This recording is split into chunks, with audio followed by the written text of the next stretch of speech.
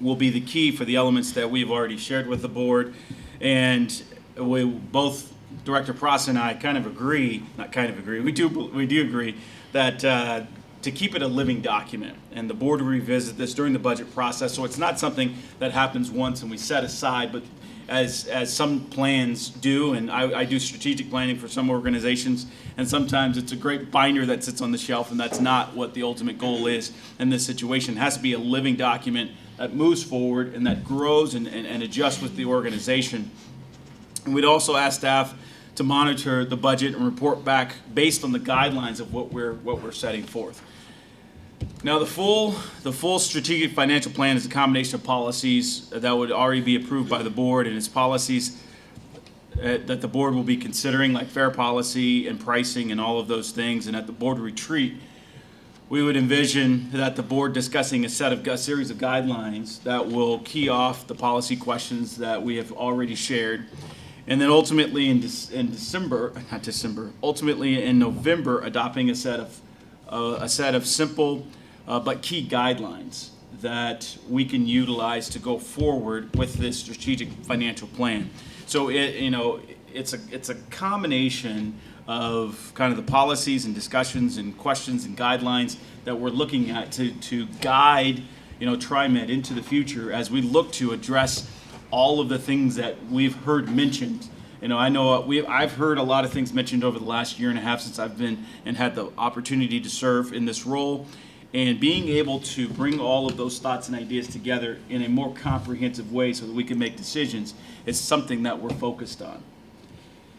So, like I said, as I started, that was a lot of information, a lot of great feedback from the Budget Task Force Committee. Is there, specifically, I want to ask, are there things, or are there inputs, are there questions that the board has in regards to the strategic financial plan? I know we touched on it at the last board meeting in brief. We're going to touch on it at the board at the board retreat on the 17th. But really looking to make sure that we're listening, as the Finance Committee, listening to the board to ensure that we're not missing anything, or if there's any types of input that you can give us now as we continue to go down this road. So look for things we missed or other thoughts or questions and comments that would be good to get us really teed up for the retreat coming up here just another week or so. Next week. Yeah. Next week. It's next week. Thank you very much. Yeah, it is next week, isn't it? So with that, should I start on that end and Nope, I'm good until next week, but anybody over there want to talk? Very well done. Very well done. Okay. Director Asman. So, Joseph, so am I. Thanks a lot. I'm glad we have you on with that kind of background to do this. God knows I couldn't do it myself. Well, thank you. I think you You and Craig. Yeah, Craig and Tiffany Schweitzer, Yeah. frankly, have done a great job teeing these things up. I think you've got the right issues that need some dialogue and discussion for the retreat. I think the issue of risk in terms of how we proceed, in terms of some of the things that people are asking us to do, whether it be frequent service or increased fares, increased transfer times. Thank you for various times of the day, are things that need to be looked at in terms of our overall financial health. And I think we've done a good job of focusing on the reserves. We adopted a reserve policy that is prudent. I think the question is it adequate based on some of the other risks that you've identified here? And then some of the other risks in terms of arbiters' decisions and things. We need to think about how we move forward. But there's no question there's a great demand for increased service, increased frequency of service, more flexibility in the system, and frankly a desire to have new types of service put in place. So we need to start looking at where we make our investments. And I guess the only other thing I would say is that clearly new revenues will be needed, I believe, to actually get where the region wants us to be. But along with those, I think the only way we're going to receive those new revenues and support for those is if the people recognize we're containing our costs as much as we can. So I think that's a pretty ripe discussion for us to have at the dialogue. But I look forward to where that risk-reward kind of balance point in that really is the sweetest spot we can find in the dialogue. So I think you've done a great job of teeing up the issues, and I look forward to having a really, robust dialogue as we get into all these things. And I think I'm hoping that the board will all be prepared as we go into that to really dig into this a little bit more. So I've got you started here, so go ahead. October 17th, huh? Yes. That date sticks in my mind for another reason. The debt ceiling. Oh, debt ceiling. Thank you. Hadn't thought about that, but okay. Oh, it's just a, Yeah. on minutiae. Yeah, just a small one. Just be glad we're not meeting in a federal facility. Well, I do I think want there are to, federal funds at the U of O, but anyway. I do want to underscore the ultimate importance of what we're looking to accomplish here. I mean, this is something that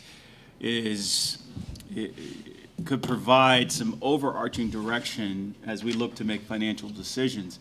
And so I certainly want to implore, the general public, stakeholders, riders. There's going to be some public comment period as this gets produced.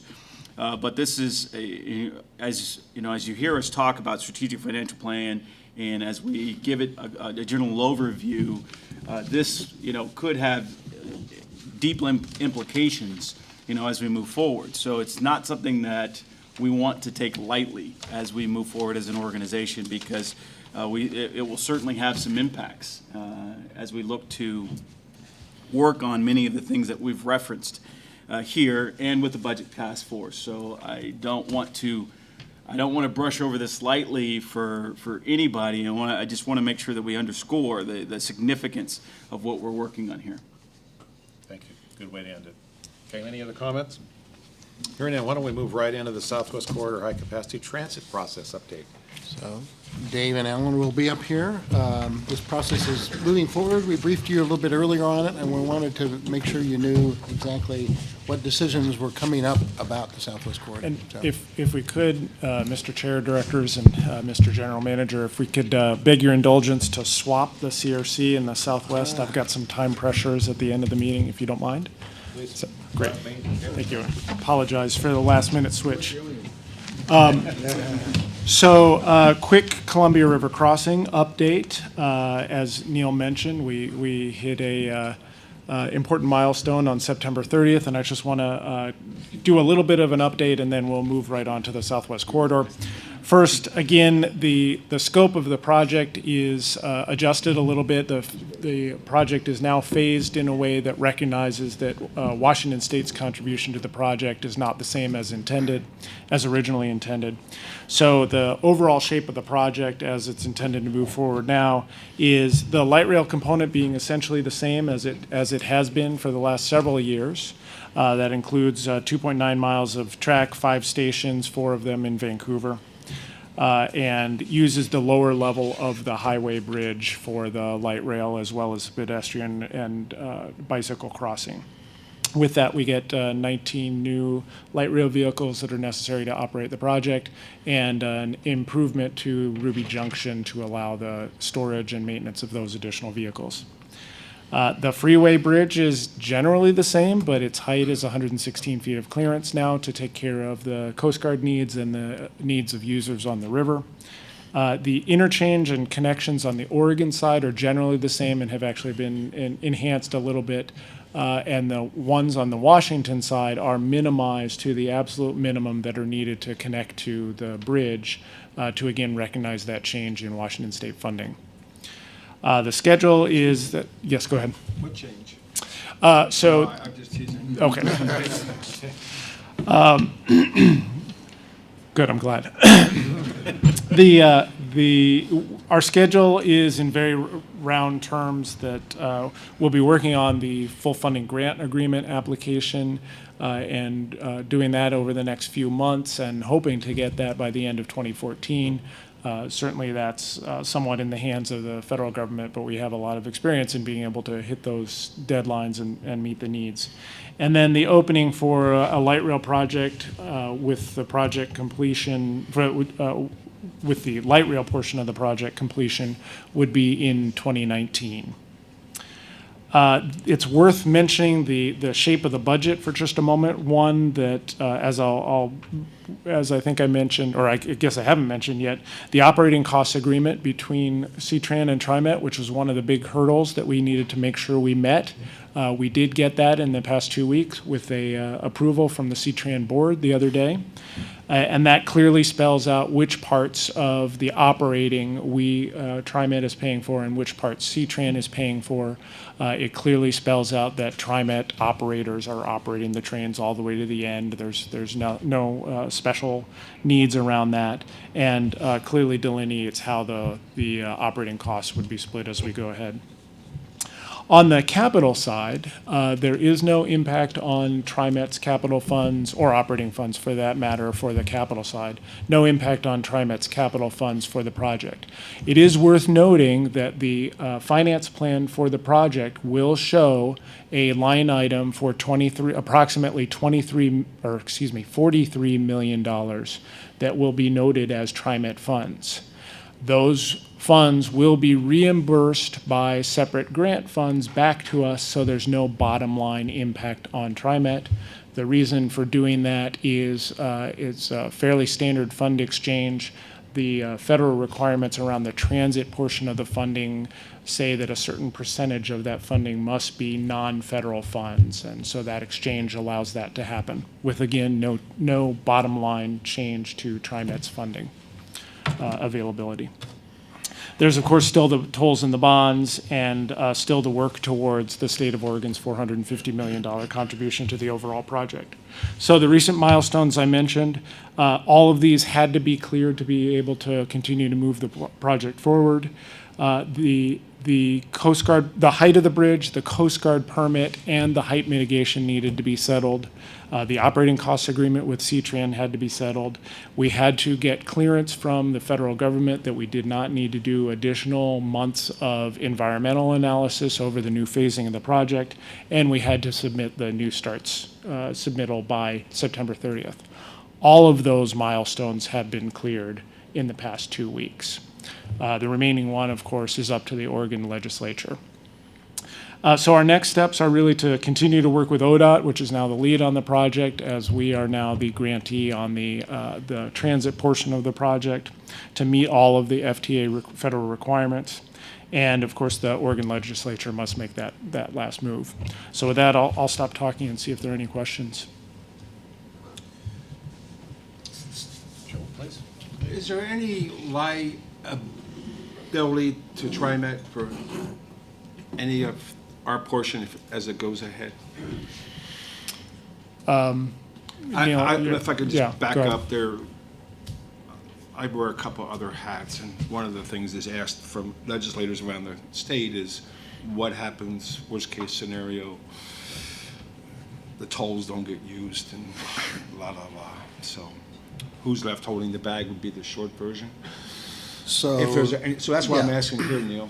So the state would hold the risk associated with toll revenue and the funding Right. of those bonds. Frankly, as we transition from sort of a consultant, so to speak, on the project to being the grantee, as we've talked about with you, there are additional risks then that do fall to TriMet related to managing the grant funds well and all of that. But again, we feel very experienced in doing that. And literally, this would be our, is it fifth or sixth full funding grant agreement with the federal government. So probably no agency in the country has more experience with that than we do. And there will be sort of normal and usual construction risks that the budget has to be adequate to. And so, again, we've done a thorough review of the budget and the cost estimates and have made ourselves comfortable with those numbers. I'll be the advocate. Yep. Something happens with the bridge, gets halfway across and all of a sudden something comes up. We gotta stop construction. So What happens to this agency for liability? If you can answer that now. So what we, excuse me, maybe that's the right answer. Is to listen. So first of all, what we will follow up with, and you will see this, and this will be a board action, is an intergovernmental agreement with ODOT that will define very precisely who holds what risks as we move forward. And so we're always very diligent about that, whether it's for our contractors in TriMet or in this case, another government agency at TriMet. So we'll be very clear about that. I don't see a situation where the bridge gets halfway across to the stop, but I do see a situation, I think where it might get expensive, more expensive. And in that case, that risk allocation related to the bridge would fall to the state because they're the ones actually building the bridge, and frankly, light rail would just piggyback on it. So those are, our general theory about that risk is assign the risk to the party that has the most control over that risk. So we would have control over the risks associated with the price of light rail vehicles because that's what we procure, but ODOT over the construction of the bridge because that's what they'll be doing. So TriMet, and they did the analysis, and they're very comfortable. We're very comfortable with the With your estimate experience. and the budget that's established for it. I'm involved in conversations on the other side of the river too, so thank you. Thanks, Alan. Thank you. Southwest Corridor. Southwest Corridor. Board President, board members, we provided an update at your June meeting. There was a steering committee action that happened since then, and I'll just do a quick brief through this, try and get you back on time here. So remember that the people around the table about Southwest Corridor, this is a Metro-led process that involves the city of Portland, Beaverton, Lake Oswego, Tualatin, Tigard, Sherwood, Durham City, King City. So it really is the Southwest Corridor, and it's that group that's asking us to move forward with this study. So as you can see, this is the corridor area. In 2009, Metro went through and determined that the next study for high-capacity transit should really be in the Southwest Corridor, and that is really predicated on the growth that's expected to happen here from a land use standpoint, both population and employment, and even students. When you look at the number of students in this corridor, there's like 45,000 college-age students in this area. So there's a lot of focus, and a lot of the regional growth will happen here. It's the one corridor that we don't have. We have a lot of transit service, but it may not be as efficient. In some areas, we have very frequent service, but there's ways that we think we can improve on that service. Part of this really was not only transportation, it was land use. It really starts with a land use vision. What do these cities and counties want to see happen in their cities? So City of Tigard, Tualatin, Sherwood, and the City of Portland have all adopted land use visions. How do they see Barber looking? How do they see 99 looking? How do you want downtown Tigard to develop, and out from that? Same with Tualatin, Sherwood. So it's really building on that land use vision, these transportation improvements. And so these are some of the key highlights from that land use vision, looking at infill, looking at really strengthening employment centers with transportation. In the July 22nd steering committee recommendation, basically they came through and said, from a transit standpoint, we really want to do two different things. We want to direct and move forward with service enhancements in the Southwest Corridor, so they're really asking us to take that and move that forward, and a little bit more on that, and then to look forward for high-capacity transit alternatives. So look at studying and then narrowing in the next year a set of promising high-capacity transit alternatives. And then also look at other roadway project active transportation, knitting in the green, parks, swales, water quality area, and policies and procedures for looking at envisioning that land use, making that really happen. So the recommendation that came out of the steering committee is a high-capacity transit alternative that goes all the way down to Tigard, then to Tualatin, and that really is based on the ridership potential, the land use that we're going to be seeing there, and the employment growth.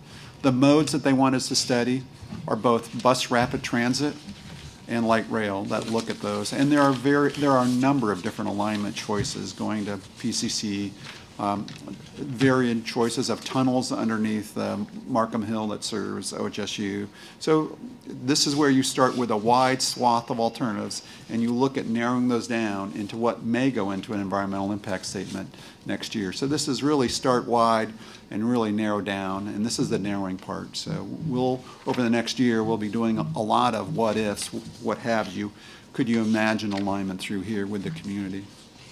When we talk about bus rapid transit, the steering committee said, if you're going to look at that, we really want it to be efficient. So 50% or more of the alignment should be in separate right-of-way. Why does that matter?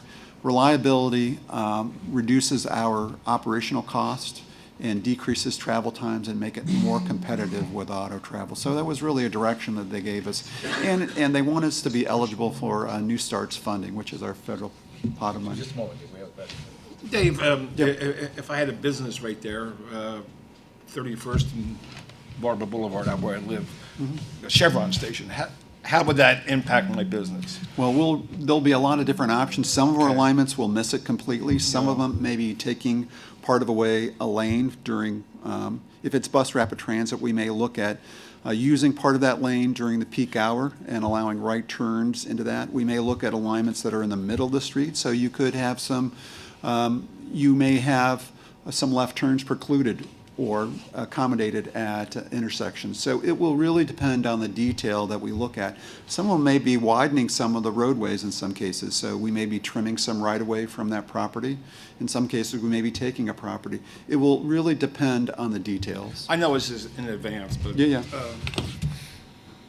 So it. I was asked by somebody, so it was Devil's small in the, business. Devil's in owner. the detail. Okay.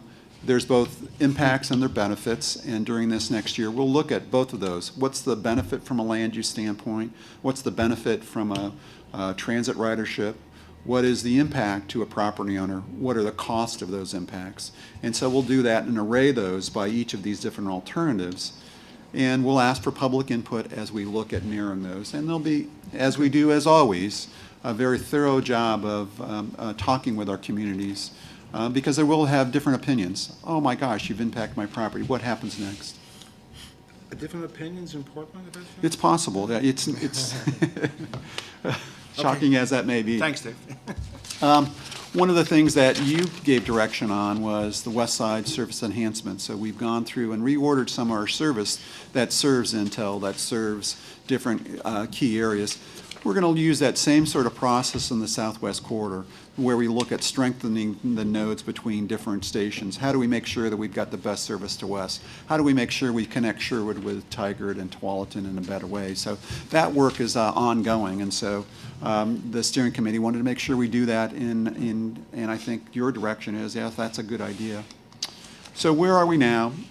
In July, we made the steering committee made a recommendation. Why this is in front of you today is we're asking Board President Warner to provide a letter to Metro saying, yeah, we think this is a good idea. We should move forward with this idea of moving the Southwest Corridor further on. Over the next year, between now and say June of next year, we will be doing a lot more design, working with the community to both define these different BRT or bus rapid transit and light rail alternatives and look at narrowing those down for a small or a handful of promising alternatives that can go into the next phase, which is the environmental impact statement. And at that point, a year or so, 2 years after that, we will select a locally preferred alternative, which is the alignment or the mode that we want to move forward with on a project with our federal partners. So the key next steps are a letter of support to Metro, hopefully from Board President Warner, saying, yes, we think that this is a good decision at this point that we should move forward on, that we should continue studying this over the next year. So Metro Council has asked all the local decision makers, all the local jurisdictions, and that long list that I read through before, Portland, Tualatin, Sherwood, Durham City, all of them to provide a resolution or a confirmation that they want to move forward on this project, on this study over the next year. So those are all coming in, and they will be finalized with the board adoption, with Metro Council adoption on the 31st of this month. Other things that will be coming in front of you is our service enhancements, moving forward with Southwest Corridor service enhancements. We were also going to contract with Metro. Metro will provide us funds to do the transit design and costing over this next year. So it's an intergovernmental agreement that will provide us funds to actually do that work. In your October 23rd board, there'll be an action in front of you, a resolution where we are seeking consultant help to augment our staff to do the design work for both light rail and design over the next year. Our staffs are pretty thin, given all the work that we're doing on Portland, Milwaukee at this point, so we think this is the right point to augment our staff and have those services. So those are the array of things that are coming from you in the near term. We're excited that the community is asking us to move forward on the study and look at both light rail and bus rapid transit alternatives as we move forward. I'll stop now and see if there's any questions. I bet there probably is. Any questions or comments from the board? I do know that, go ahead, I'm sorry. You go ahead, I was just going to say Director phrase Prosser, who's ill today, has been our point following us both at the local level on the committee and also at MPAC. I think MPAC's meeting this evening? Yesterday, last night. Oh, it was last night, okay. All right, so, did we have anybody there? We had staff there. Okay, all right, so, And JPAC again on Thursday, and I'll be there Okay. to represent us. okay, maybe you said that while I was out of the room and I missed that, I'm sorry. No, I didn't. All right, good, thank you.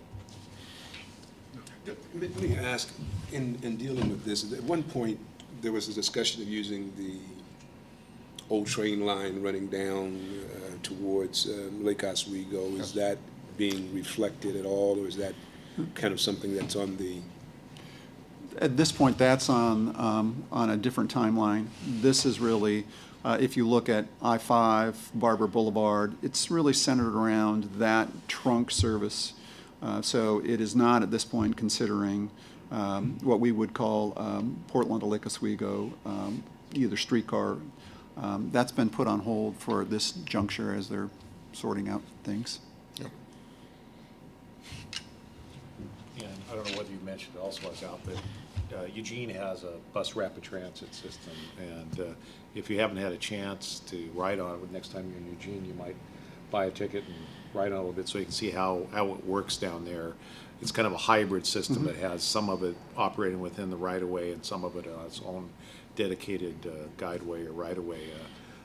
But I think the reports are pretty positive about the system down there. They are. And we, staff from the region, took a road trip down there and looked at their existing, and they are looking to expand it, mostly using what we call business access transit.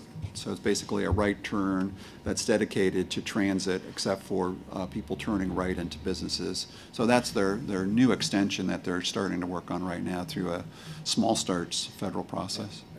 Good, okay. Have you thought about having the Southwest Hills flattened to improve? We I mean, all things are open. yes, so we seek all reasonable alternatives. Oh, That one oh, hasn't yeah. come up yet, but Okay. we'll see if it does in the community process. I just have to admire the operators who go through that, Yeah. living out there. Yeah, it's a lot of work. All right, Thank thank you you. very much. Thanks, Dave. I see nothing else on the briefing agenda for this morning. And I would note that John Charles did give us a paper that we have in front of us now. So, thank you, John. Nothing else then? Let's adjourn from this meeting and, or briefing. And we'll see you next week on the 17th at noon. At noon, At University of Oregon Building in Old Town. Okay, right. If you haven't been in that building, you'll enjoy that building too. Yeah, it's a great building. All right, thank you. Thank you. Right. Good.